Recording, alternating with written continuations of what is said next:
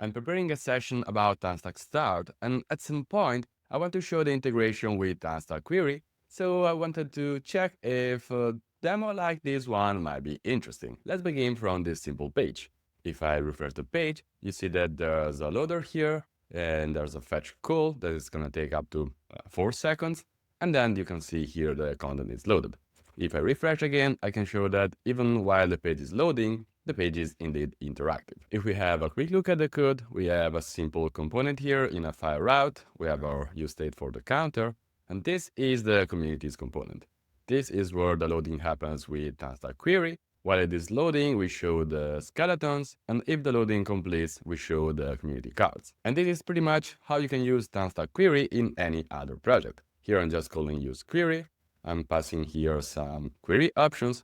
And now, to be fair, get communities is actually a server function from TanStack Start, but for the purpose of this initial demo, it doesn't really matter, as at the end of the day, the browser is just doing a fetch call to a backend server. However, since we're using TanStack Start, we can decide if we want to server-side render a part of the entire of this page. Let me show you how you can do that, and the first step is to actually replace use query with use suspense query. From here, let me paste the final code, and I'm gonna show you the difference. Basically, I just removed this is loading, as since I'm using suspense query, now data is always available, as the component is suspended when data is not there. The other change was obviously to wrap the communities component inside suspense, and that's pretty much it for the first version. If I go in the browser and refresh the page, you're gonna see that this is now showing a loader, but there's no fetch API here on the network tab. And the reason is, since this component was suspended during the initial render, TanStack Start is rendering this on the server and streaming it back to the client when it's ready. And we can see that by filtering for doc. Here, if I refresh the page, you're gonna see that this is not finished yet. Even though the page is already here, partially, TanStack Start keeps a readable stream open so that when the data is finally complete, the stream is still open and it can deliver the server-side render part of the UI. While this server-side is taking place, the page is obviously already interactive. But another advantage of using TanStack Query is that if I go on another page and then I go back on this page, you see that the content is already there. And you can do that because it is in the cache of TanStack Query. But if I am on another page and I refresh that page, well, now if I go on my communities list, I have to wait for the entire loader. And this is gonna take the usual 4 seconds. So what can we do to make it go faster? There's a solution that works for both TanStack Start and the server-side rendering, but also if you're simply using TanStack Router in a single page application.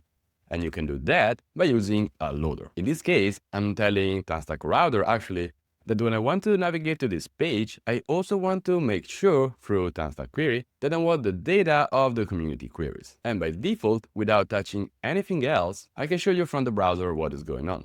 Let me go back to another page. Let me refresh, so that's kind of a new session.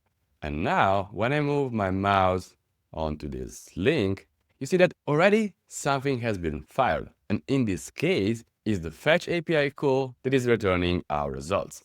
Now that I have this in my TanStack Query cache, if I navigate to the page, the result is already there. So each time I go back and I go back here, the result is still here.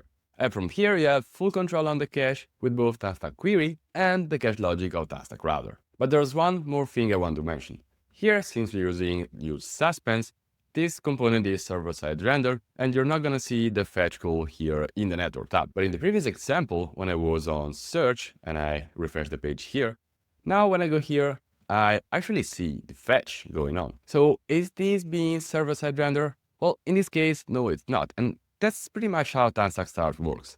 The first page that gets loaded from the browser navigation is in fact the render on the server. Well, any other navigation, now you're in the client and everything goes client-side by default. This actually lets you take the best of both worlds. You have server-side rendering on the initial page load, and you can do a lot of stuff like the readable stream I just showed. And then if you want a really smooth navigation as a single page application, well, you can do that by default thanks to the integration with Start and Router. And as I mentioned, if we ignore for a moment that this is actually a server function from TanStack Start, if this is a simple fetch call, You can still do all the nice tricks like preloading or using suspense, even in a real single-page application using only TanStack router. And this is pretty much one of the demos I'm preparing for that live session. It's gonna be about 1 hour long, so I'm preparing many other demos.